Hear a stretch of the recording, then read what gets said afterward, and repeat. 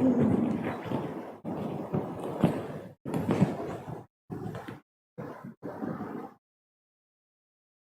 کے علم میں ہے کہ آج مولانا انور صاحب کا بھی بیان ہے اور وہ بھی تھوڑی دیر میں تشریف لا رہے ہیں۔ ان کے آنے سے پہلے مجھے بتایا گیا ہے کہ مستورات پہلے سے آ جاتی ہیں اور جتنی یہاں موجود ہیں وہ سنیں اور جتنی آنے والیاں ہیں ان کو وہ بتا دیں یا وہ خود سن لیں گے۔ چند باتیں اپنی بچیوں کے بارے میں اور اپنی بہنوں کے بارے میں بہت مختصر طریقے پر عرض کرنے کا ارادہ ہے۔ ایک مرتبہ ایک صحابیہ ہیں، انہوں نے حضرت نبی کریم صلی اللہ علیہ وسلم سے عرض کیا کہ حضرت الگ سے عورتوں کا تذکرہ قرآن میں نہیں ہے، قرآن مجید میں مردوں کا تذکرہ زیادہ ہے، الگ سے عورتوں کا تذکرہ نہیں ہے۔ اللہ کے پیغمبر صلی اللہ علیہ وسلم سے انہوں نے جب یہ پوچھا تو میں سمجھتا ہوں اللہ تعالیٰ نے ان کے دل میں یہ بات ڈالی۔ اللہ تعالیٰ نے پوری سورہ نساء نازل فرمائی، نساء عورتوں کو کہتے ہیں، لہذا اور بہت ساری آیتیں ایسی ہیں جن میں الگ سے عورتوں کا نام بھی لیا گیا کہ جس طریقے پر مرد ہیں اسی طرح عورتیں بھی۔ مثلا فرمایا من عمل صالحا من ذکر او انثی، جو کوئی بھلا کام کرے چاہے مرد ہو چاہے عورت ہو، وہو مؤمن، مگر شرط یہ ہے کہ وہ مومن ہو، ایمان والا ہو، ایمان والی ہو، وہ مرد وہ عورت جو کوئی بھلا کام کرے لیکن وہ صاحب ایمان بھی ہو۔ سب سے پہلے ہر مرد کو ہر عورت کو صاحب ایمان ہونا ضروری ہے یا نہیں؟ فیصلہ کیجیے۔ نہ معلوم کتنی باتیں جان بوجھ کر اور نہ معلوم کتنی باتیں بے جانے بوجھے ہوئے ہم سے ایسی ہو جاتی ہیں، مردوں سے بھی اور عورتوں سے بھی، کہ جس سے خدا نخواستہ اللہ نہ کرے ایمان چلا جائے۔ اب آپ روزمرہ کے کاموں میں ایک کام جو سب کے سمجھ میں آئے، نماز پڑھنا ہر مرد ہر عورت پر فرض ہے۔ ایک وقت کی نماز، سب سے پہلے تو میں کہتا ہوں اللہ پاک ہماری حفاظت فرمائے، اللہ پاک آپ سب کی حفاظت فرمائے۔ ایک وقت کی نماز اگر دید و دانستہ، آپ کہیں گے دید و دانستہ کا کیا مطلب ہے؟ لکھنؤ والے سمجھتے ہیں اگر جان بوجھ کر ایک وقت کی نماز کوئی ترک کر دے، چھوڑ دے، نہ پڑھے۔ آپ کو معلوم ہے ائمہ اربعہ میں سے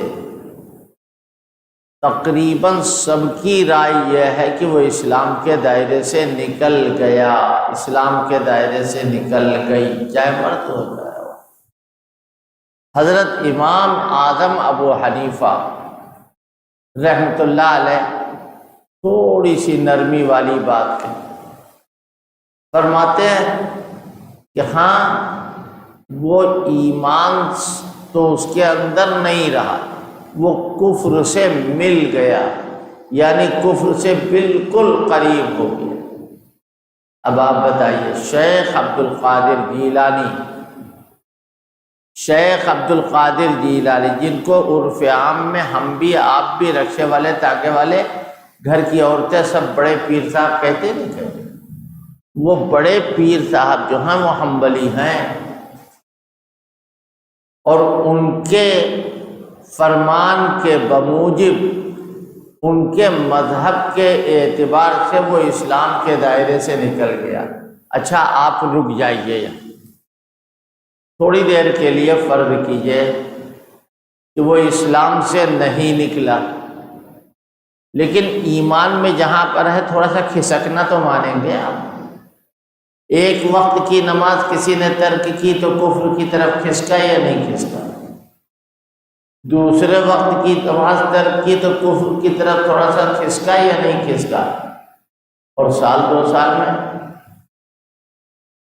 4 سال، 5 سال میں، 10 سال میں، کیا ایسے مسلمان مرد نہیں ہیں کہ جنہوں نے سالوں نماز نہیں پڑھی؟ جمعے جو لوگ نماز پڑھتے ہیں پورے ہفتے کی نماز چھوڑتے ہیں، ہم ان کو بے نمازی سمجھتے ہیں۔ جس اللہ کا جمعہ ہے اسی اللہ کے لیے ظہر کی نماز پڑھی جاتی ہے، پھر ظہر کی نماز کیوں نہیں پڑھتے؟ اگر ہم جمعے نماز پڑھتے ہیں، جیسے معلوم ہوتا ہے کہ فرشتے نے آپ کو بتا دیا ہے اور آپ کے اوپر سے ساری نمازیں جو ہیں وہ معاف ہو گئی۔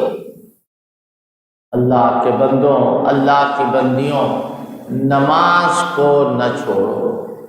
آج جو برائیاں ہمارے یہاں آ رہی ہیں، قرآن شریف میں لکھا ہے کہ نماز بری باتوں سے، برے کاموں سے روک دیتی ہے۔ نماز پڑھنے والا بری باتوں سے، برے کاموں سے رک جاتا ہے۔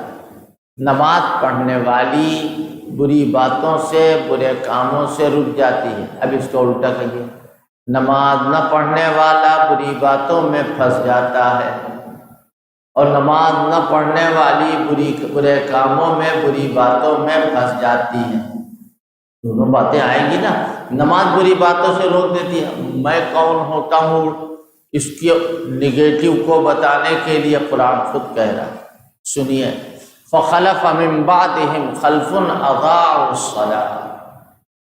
اچھے لوگوں کا تذکرہ ہے کہ بعد میں کچھ ایسے لوگ آئیں گے جنہوں نے نماز کو ضائع کر دیا، نماز کو نہیں پڑھا۔ علماء نے لکھا ٹھیک سے نہ پڑھنے والا بھی اس میں شامل ہے۔ نماز کو پوری طہارت نہیں کی، پورا وضو نہیں کیا، منہ کا کچھ حصہ کھلا ہوا ہے، سوکھا ہوا ہے، پیر کا کچھ حصہ سوکھا ہوا، اتنا ٹائم ہی نہیں تھا اس لیے کہ نماز کھڑی ہو گئی، آدھی رکعت ہو چکی تو ہم نے وضو شروع کیا، ابھی ہم کو پورا وضو کرنا ہے اور پہلا رکوع پانا ہے۔ کیسے ہوگا؟ صفائی کیسے ہو؟ طہارت کیسے حاصل ہو؟ پھر مزید برآں کتنے مسلمان بچے ایسے ہیں، بچیاں ایسی ہیں، انہوں نے انوار صاحب فرض غسل کیسے کیا جاتا ہے یہ بھی نہیں معلوم، فرض غسل کس طرح ادا ہوتا ہے یہ بھی نہیں معلوم۔ وہ کیسے؟ وضو میں، غسل میں کون کون چیزیں فرض ہیں؟ کلی کرنا فرض ہے، ناک میں پانی ڈالنا فرض ہے، اور پورے جسم پر پانی ڈالنا فرض ہے۔ اگر کوئی آدمی پورے جسم پر پانی ڈالے لیکن کلی نہ کرے، ناک میں بھی پانی ڈالے، وہ گندا رہے گا، ناپاک رہے گا، پاک نہیں ہوگا۔ اگر کوئی آدمی کلی بھی کرے، ناک میں پانی بھی ڈالے، اور پورے جسم کے ایک ایک جز پر، ایک ایک بال پر پانی پڑے اور بہے، تو ایسی صورت میں غسل ہوگا۔ کتنے لوگ جانتے ہیں؟ اور میں آپ سے کہتا ہوں اللہ پاک مزید سعادتوں سے مالا مال فرمائے۔ بچے بچیوں کو سمجھاؤ کہ آدمی بڑا ناپاک کب ہوتا ہے، چھوٹا ناپاک کب ہوتا ہے، اور بڑی ناپاکی سے طہارت کا طریقہ کیا ہے، شریعت بتا رہی ہے۔ حضور پاک صلی اللہ علیہ وسلم نے یہ تعلیمات دی، اور اسی لیے ایک ایک صحابی کو، ایک ایک صحابیہ کو جو اعلیٰ ترین عبادت کا طریقہ ہے وہ حضرت نے بتایا۔ میں کیا کہہ رہا ہوں؟ اعلیٰ ترین عبادت کا طریقہ ہے۔ ہماری بچیوں میں سے ہم اپنی بچیوں کو مخاطب کر کے کہہ رہے ہیں، اگر کہیں شادی میں جانا ہے کون سے کپڑے پہن کے جاؤ، کیسے کپڑے پہنو گی؟ کبھی کسی بچی کو، چاہے وہ بے شادی شدہ ہو یا شادی شدہ ہو، پھٹے لٹے کپڑوں میں پیمن لگا پہن کے جائے گی شادی میں؟ شادی میں نہیں جائیں گے اگر پیمن والے کپڑے ہیں۔ کیوں؟ تمہارا وجود اور ہے، کپڑے کا وجود اور ہے، عزت تمہاری ذات کی ہے، کپڑوں کی تھوڑے ہے۔ لیکن ہم اس کو نہیں پسند کریں گے، یہ گھٹیا لباس، اس لیے شادی میں نہیں جائیں گے۔ لباس گھٹیا ہے تو شادی میں جانے کی ہمت نہیں ہو رہی، سوچ لیجئے۔ اور اللہ کے دربار کی حاضری نماز ہے۔ اللہ کے دربار میں حاضر ہونے کے لیے آدمی پھٹا لٹا لباس بھی پہنے اور ذرا اہتمام کے ساتھ، کر و فر کے ساتھ، نماز کا کر و فر، اس کا خشوع و خضوع، خشوع و خضوع کے ساتھ جو نماز ہوگی وہ اعلیٰ درجے کی نماز۔ نماز میں نے دیکھا، میں پڑھ رہا ہوں، میرے بھائی کوئی برابر میں، کوئی بچہ ادھر نماز پڑھ رہا، ہماری ابھی 2 رکعتیں بھی نہیں ہوئی، اس کی 2 رکعت بھی ہو گئی اور 3 رکعت وتر بھی۔ یہ کوئی ایسا تو نہیں ہے کہ میٹر لگا ہوا ہے، آپ سلو چل رہے ہیں، ہم فاسٹ چل رہے ہیں، ہم جلدی پہنچ گئے، ایسا کچھ نہیں۔ جو آدمی نماز پڑھے نماز کی طرح نماز پڑھے، جیسے نماز پڑھی جاتی ہے، اور وہ نماز سنت نماز۔ میں کیا کہہ رہا تھا؟ حضرت نے دیکھا ایک صحابی نماز پڑھ رہا، آپ نے ان کو طلب فرمایا، یہاں وہ آئے، کہا پھر سے نماز پڑھو، تم نے ابھی نماز نہیں پڑھی۔ حضور کا حکم، فوراً گئے، پھر سے نیت باندھی، پھر نماز پڑھ لی۔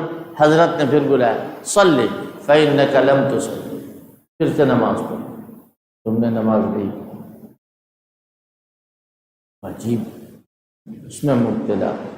پھر حضرت نے جب کئی مرتبہ ان کو پڑھوا لیا تو فرمایا، دیکھو نماز کا طریقہ یہ ہے کہ جب سجدہ کرو تو سجدہ ہو، جب رکوع کرو تو اطمینان ہو، جب قرأت کرو تو اطمینان ہو، سکون اور اطمینان کے ساتھ نماز کو ادا کرو۔ وہی نماز اعلیٰ درجے کی نماز، وہی نماز فرسٹ کلاس نماز۔ ہماری بچیاں اول تو اب آج کل کے دور میں نماز جو پڑھی جاتی ہے وہ بالکل 3rd کلاس نماز ہوتی۔ میں آپ سے بتا رہا تھا، نماز پڑھنا بری باتوں سے روک دیتا ہے، اور نماز نہ پڑھنا، قرآن کہہ رہا ہے کہ بعد میں جو لوگ آئے انہوں نے کیا کیا؟ اضاعوا الصلاۃ، نماز کو ضائع کیا۔ نماز کو ترک کرنا بھی نماز کو ضائع کرنا، نماز کو معمولی درجہ دینا یہ بھی نماز کو ضائع کرنا ہے، نماز 5 وقت نہ پڑھنا یہ بھی نماز کو ضائع کرنے والا ہے۔ آگے کیا کہا؟ واتبعوا الشہوات، اور یہ نماز کے ضائع کرنے کے نتیجے میں وہ شہوات یعنی نفسانی خواہشات کے تابع دار بنے، اور نفسانی خواہشات کے تابع دار بننے کا سبب کیا ہے؟ اضاعت صلاۃ، یعنی نماز کو ضائع کرنا۔ اب آپ غور کیجئے، اب مصیبت آوے تو نہ آوے، کہاں سے آئے؟ جب نماز ہم نے ترک کر دی تو گویا خیر کا دروازہ بند کر دیا اور مصیبت کا دروازہ کھول دیا۔ آج کیا ہو رہا؟ یہ پریشانی، وہ پریشانی، وہ پریشانی، وہ پریشانی، ہو رہا ہے نہیں ہو رہا؟ جب نماز کو ہم نے بیچ سے ہٹا دیا تو پھر سمجھ لیجئے نماز ساری پریشانیوں سے نجات کا ذریعہ ہے۔ اگر نماز پڑھتے ہوتے ہم تو خدا جانے کیا حال ہو، 50% نہیں، کسی کے سامنے کہتے ہوئے شرم آتی، 40% نہیں، مشکل سے 10%، مشکل سے 10%۔ سوچئے کاش کہ ہم 100% نمازی ہو۔ ہماری بچیاں اپنے کام کاج کرنے کے باوجود نماز کی پابندی کرتی، کہتا ہر بات کے لیے عذر ہے، بازار جانے کے لیے کوئی عذر نہیں، بچے کا بھی انتظام ہو جائے گا، بچے کے لیے شیشی کا بھی انتظام ہو جائے گا، ساری باتوں اس لیے کہ بازار جا رہا۔ اور نماز کے لیے چھوٹا بچہ ہے، اچھا جتنا ٹائم نماز میں لگتا ہے اتنا ہی ٹائم مارکیٹ میں گھومتے ہوئے لگتا ہے۔ اور کیجیے، یہ چند باتیں مولانا کے تشریف لانے سے پہلے میں نے عرض کی، اور میں اپنے اوپر قرض محسوس کرتا ہوں کہ الگ سے عورتوں کا نام لے کر ان کے لیے چند باتیں کہوں۔ موقع ہوگا تو بعد میں کچھ عرض کروں گا، مولانا کی تقریر آپ توجہ کے ساتھ سنیں۔ میں پھر ایک مرتبہ کہوں گا کہ آپ حضرات آگے آ جائیے، پیچھے خالی رہنے دیجیے، کوئی بات نہیں۔ حوصلہ آپ رکھیے، ہم آپ کو حوصلہ دلا رہے ہیں، ہمارے نزدیک کچھ نہیں، مجمع ہو یا نہ ہو، ساری دنیا میں مجمع کی ضرورت ہوتی ہے، یہاں کوئی مجمع کی ضرورت نہیں۔ یہ زمین کہے گی کہ ہمارے اوپر اللہ کا نام فلاں نے اور فلاں نے لیا ہے، اور آپ جہاں بیٹھ کے سن رہے ہیں اللہ کا ذکر، اللہ کے رسول کا اور اللہ کے رسول کے شہیدوں کا ذکر آپ نے سنا، ہم تو اس عبادت کو حاصل کرنے کے لیے یہاں آئے۔ حضرت مولانا انوار صاحب کو آپ بھی جانتے ہیں، میں بھی جانتا ہوں، اللہ پاک ان کی خدمات کو قبول فرمائے اور ان کی عمر میں برکت عطا فرمائے۔ جو کچھ کہیں اللہ کے لیے کہیں، اور ہمارے اور آپ کے لیے وہ سب خیر کا ذریعہ۔